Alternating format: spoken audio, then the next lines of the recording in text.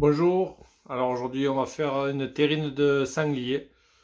Alors bien sûr il vous faudra du sanglier. Alors le sanglier, la terrine que je fais aujourd'hui, on peut la remplacer complètement par du porc. Si vous n'avez pas de sanglier, on fera une terrine de porc, il n'y a pas de souci. Le sanglier amène un petit goût un peu plus corsé, c'est sympa.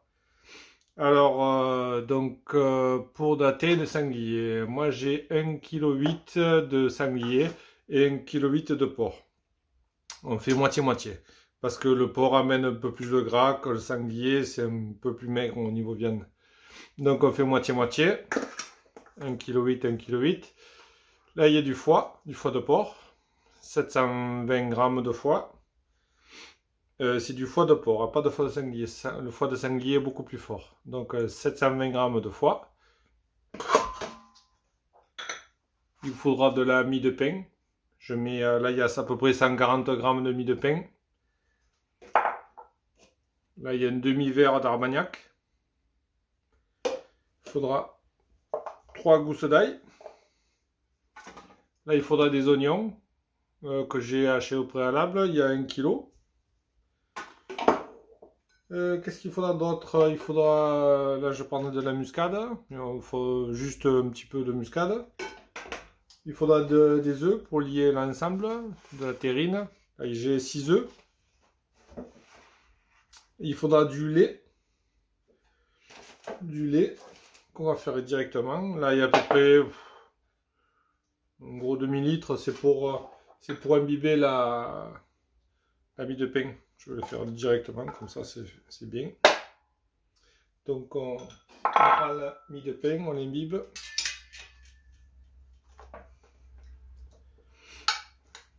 Allez, pendant qu'on fait ça, on va continuer.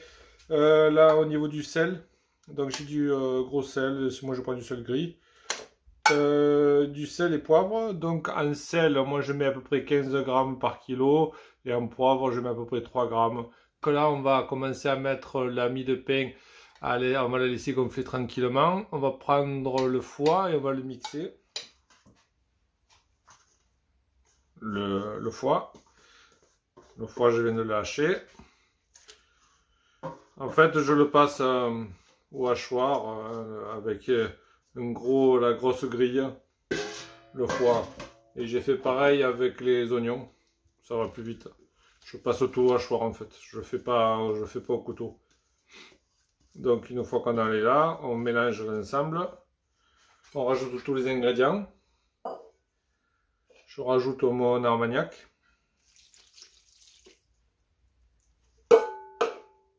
Je rajoute toute la salaison, sel, poivre.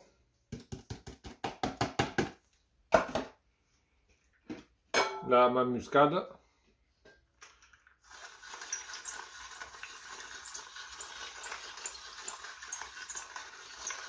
La muscade, c'est un peu au pif, mais il faut faire attention parce que c'est fort. Hein.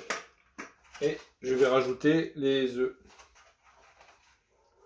Voilà, on fait un peu comme ça pour enlever l'excédent de lait et on met la mie de pain.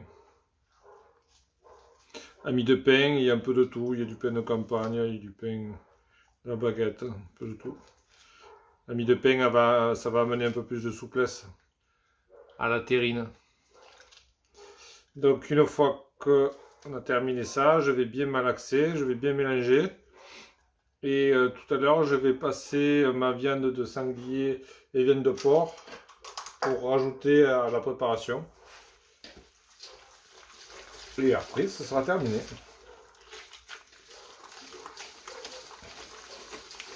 Voilà. Les œufs, ça va permettre qu'il y ait une meilleure tenue de la terrine.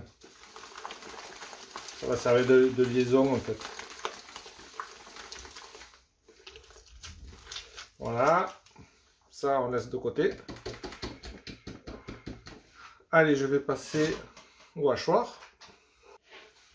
Je viens de finir de hacher la viande, donc vous voyez que le porc, il y a beaucoup plus de gras par rapport au sanglier qui est beaucoup plus maigre, avec une viande plus ferme et plus goûteuse.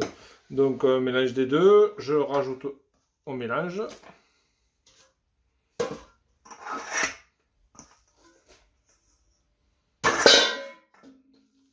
Et on finit pour bien homogénéiser l'ensemble.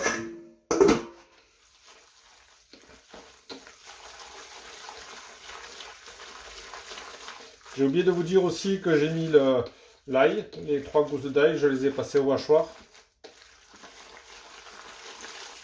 Maintenant, on fait ensemble. Une fois que j'aurai dû mélanger, après je vais mettre dans des récipients. Enfin, les terrines,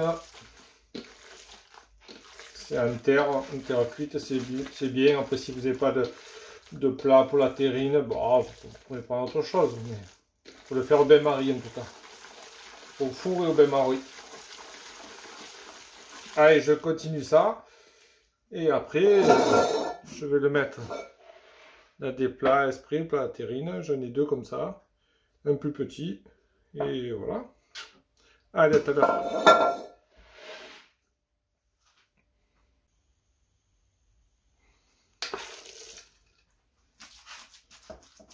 Donc, une fois bien mélangé, je les mets dans mes plats.